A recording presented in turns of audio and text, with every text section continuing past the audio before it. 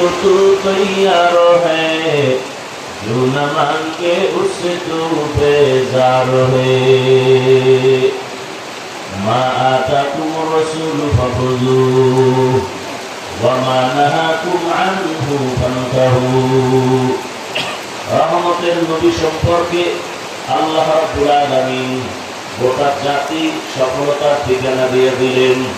রহমতের নবীর আদর্শ জমিনে যতক্ষণ বাস্তবায়ন থাকবে ততক্ষণ পর্যন্ত অশান্তি থাকবে না। রাসূলের আদর্শ আল্লাহর জাতের কসম, এই জমিনের মধ্যে রহমতের নবীর আদর্শ যতদিন পর্যন্ত বাস্তবায়ন হবে না, দুনিয়ার কোন আদর্শ আর তন্ত্র মন্ত্রই জমিনে শান্তি দিতে পারবে না। আল্লাহর জাতের কসম, যতদিন পর্যন্ত জমিনে রহমতের নবীর আদর্শ বাস্তবায়ন হবে না, ততদিন পর্যন্ত এই জমিনে দুনিয়া কেউ শান্তি দিতে পারবে না। নাইও। আর যাদের কাছে রাসূলের আদর্শ আছে, এরা আলেম না হইলেও শান্তিতে আছে। আর রাসূলের আদর্শ যদি না থাকে, সে নামদারি আলেম হলেও শান্তিতে নাই। ইমামুল আউয়ালিন আল আখিরিন বাহর সাদকা রাহমাতাল লিল আলামিন সাইয়্যিদুল কাউনাইন খাতমুল মুরসালিন আখির আমদুদ ফখরুল আউয়ালিন।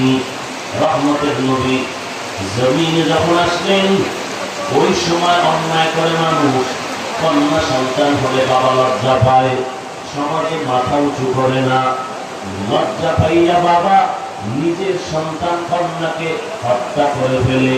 রহমতের নবী আসার পর এই জুলুম জমিন থেকে বন্ধ হয়ে গেল।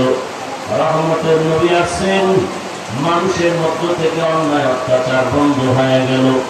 রহমতের নবী মানুষকে বয়ান করে যতটুকু আকৃষ্ট না করছেন, শুধু রাসূলের আদর্শ আর ব্যবহার দিয়া মানুষকে দ্বীনের দিকে আকৃষ্ট বেশি করেছেন। আজ রাসূলের আদর্শের কারণে এত মানুষ এই বৃষ্টির মাঝে কষ্ট করে বসে আছেন। আল্লাহ পাক এই কষ্টকে আমাদের দুনিয়া আখিরাতের নাজাতের ওসিলা বানায় দেন। আল্লাহ পাক রাসূলের শাফাআত আমাদের জন্য কবুল করেন। রবিউল আউয়াল রাসূল দুনিয়াতে আসেন, আবার এই রবিউল আউয়ালে রাসূল বিদায় দিয়েছেন।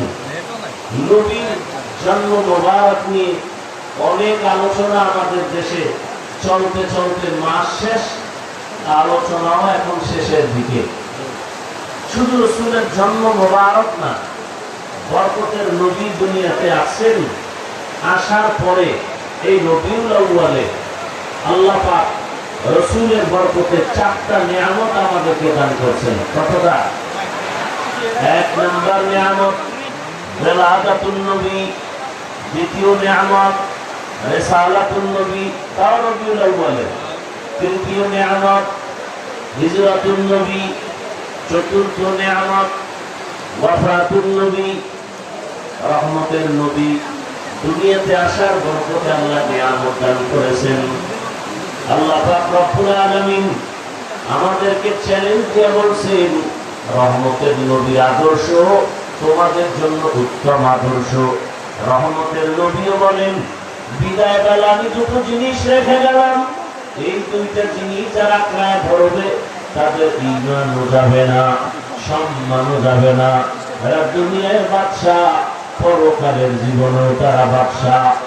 এলাকার মুসলমান যুবক বাবারা, পর্দার আড়ালের মা বোনেরা, রহমতের নবীর আদর্শ এত সুন্দর গ্রহণ করার কারণে স্কুলে পড়িয়েও যারা নবীর আদর্শ মতো চলে, এদের সম্মানের অভাব নাই।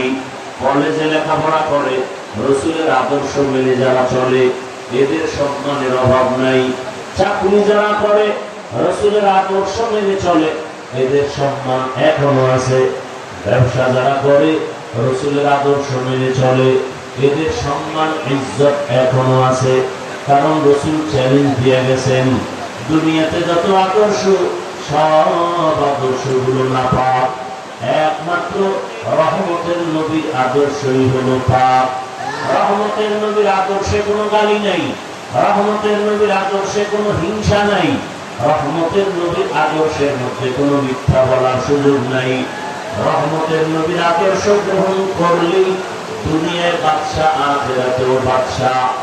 আজকের এই আলোচনার এতটুকুই কথা, রহমতের নবীর আদর্শ আমরা গ্রহণ করি।